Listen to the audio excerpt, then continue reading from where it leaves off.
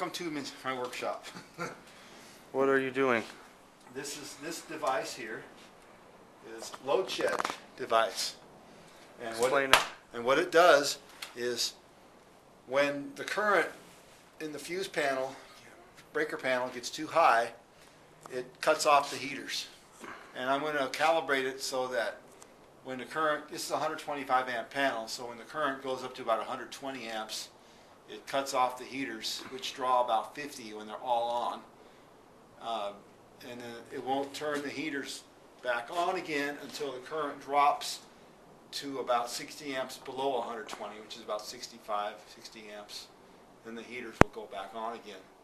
And I have that big spread so that the relay don't cycle. You know, the heaters are on, it trips it, and then they're off, and it's happy, and on, and they go on and off on. I don't want that, so I'm making a big wide spread in there so that it works. So this panel has got 2 current monitoring relays in there that I got off eBay for like 20 bucks a piece, and it's got some 10-turn precision potentiometers in there that adjust the current that the heaters will come back on again, and the adjustment on here adjusts when the thing trips. And What thing trips? when the heaters trip off, when the Oh. current gets too high. It Okay. trips off the heaters. So you're going to do a test right now then. But now, when I'm With doing this the simulation, Variac. because this is what they call a current transformer, Right. And that goes. and that's going to end up going right here in this wire.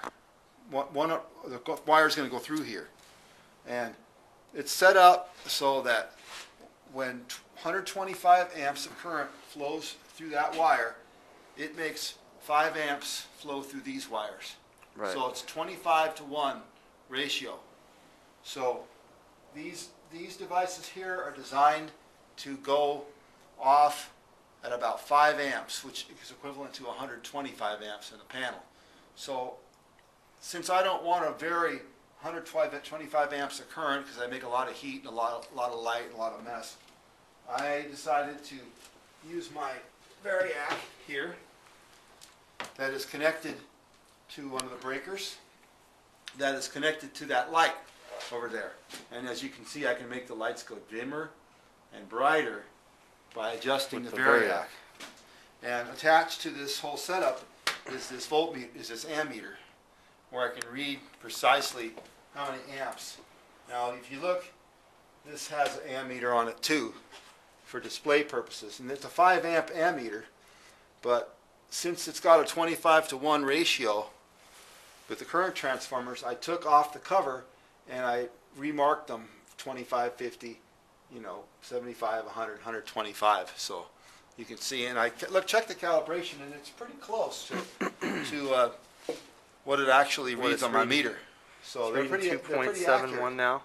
Yeah, it's reading 2.7, and it shows about 2.8 something, 2.79, close enough. Okay. So if this was a normal the house current, I would be looking at about 75 amps. And there's 2 meters because there's 2 legs to this, Right. And the heaters are going to draw. If a heater goes on, it's going to make both of these go up because it's a 240 volt load. But if you was to turn on the microwave or something like that, then only one would go up and the other one would stay the same. So the heaters draw about 50 amps. I calculated that they draw about 50 amps when every one of them is on. So that's the spread I wanted. And I also calculated the load that this panel should have if it was proper, and it wants a 165 amp panel, which they don't make, so I'd have to put a 200 in. But since this is a 125 amp panel, if I can drop off 60 amps when the current's overloaded, it should be safe. So I've already calibrated the left-hand side. Well, if it doesn't work, it'll blow the main breaker. If it doesn't blow, it'll blow the main breaker. So this isn't really a safety thing. It's just a kind of a convenience thing, because I don't want my tenants to be calling me saying, my power went off, what should I do? But if worst comes to worst, if this thing was to fail, the main breaker could blow and protect the panel from overload. Anyway, so Let's see. I got this set up now, and I got this power on here. And I'll turn on the circuit, and see the two green lights that are on. That means that the relays are happy. They like the current that's going through them, and they haven't activated yet. And I simulated the heaters by plugging in one leg of it to this light bulb. Okay. So when it trips off, it's going to turn off that light bulb as that light bulb gets brighter. So check this out. And you can see it goes up, up, up.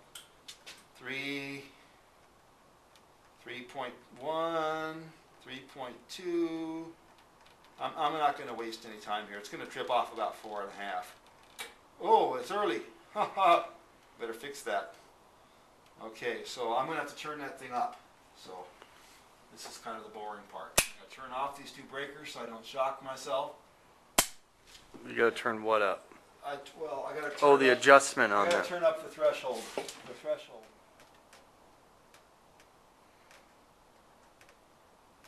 I wish I could adjust that with one of these precision pots instead of that. 4.80, I think it's close enough. Let's try this again. What does the meter say? Well, the meter there, I'm not trusting that meter because that meter is just an indication to make the people in the house happy. This is what I use to calibrate. No, I mean the ammeter. Oh, 4.69 right now. 4.75, 7, 8, 4.8 amps. 4.8 times 25, 120 amps. That's good, because I'm not changing this panel. It costs way too much. So anyway, I want this thing to go back on again at, I'm going to crank this thing, let's see, the right, it makes the spread more, so I want the current level to be hot, to be lower. So I'll turn this way down here, turn up a couple notches, and now I want 2.45 amps, and I don't want this thing to go on before 2.45, because I found that if I can turn this one's easy. I turn this to 2.45 amps, and this goes 2.45. Now if I take this knob and I'll turn it slowly So the light goes on. till it goes on. Yeah, and it's a precision pot, so it takes 10 turns to go from 20K to 0. And so it should, if I turn it enough times, it should be pretty close. This takes patience. There. Now let's test it out. So crank it up to 4.8 amps, turn off the light, and then we'll crank it down and see when the light comes back on again.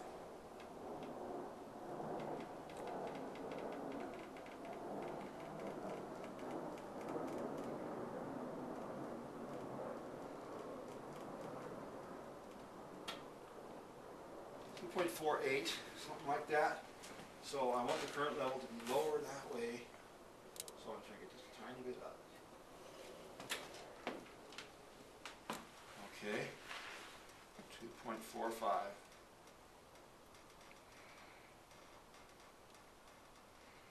Now I'm not sure how accurate these current transformers should be pretty close. But when I get this house all wired up and put together, I'm going to do a real test, and I'm going to see how it really works. And I might have to tweak this again, but before I put the house together, I want to make sure that this system is operational somewhat, you know. There, it's perfect, right on the money. So there you have it. Load shed system. Yeah.